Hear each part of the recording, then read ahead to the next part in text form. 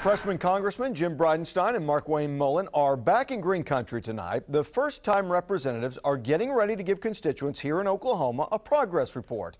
And today, both sat down with 2 News reporter Max Resnick to discuss their positions and their first few weeks in office. Max? Yeah, Russ, Bridenstine and Mullin are back in town holding these town halls.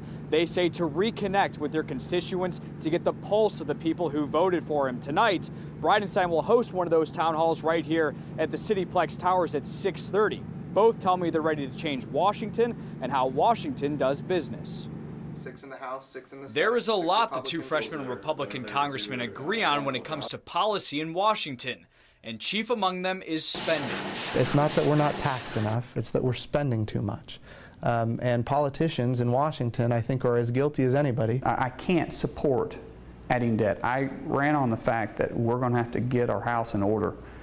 And if I go up there and just vote to continue adding more debt, then something's going to be wrong. Wrong is also how you could say the 2 feel about gun control. Congressman Mullin says gun control punishes law-abiding citizens. If we want to buy a certain gun, we ought to be able to have it and keep it. I can assure you the bad guys, they're going to get their hands on it. The 2 also sounded off on the Defense Department's decision to allow women to fight in combat. Mullin's concern is that women meet the same requirements as men so as not to diminish the strength of the military.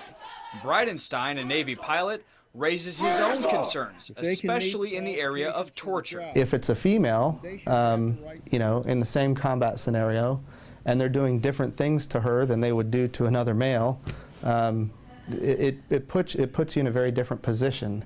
I think it's instinctive in all of us to want to protect members of the opposite gender.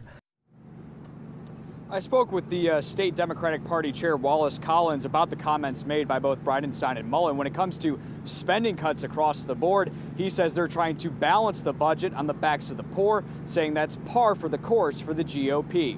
Live in South Tulsa, Max Resnick, 2 News works for you.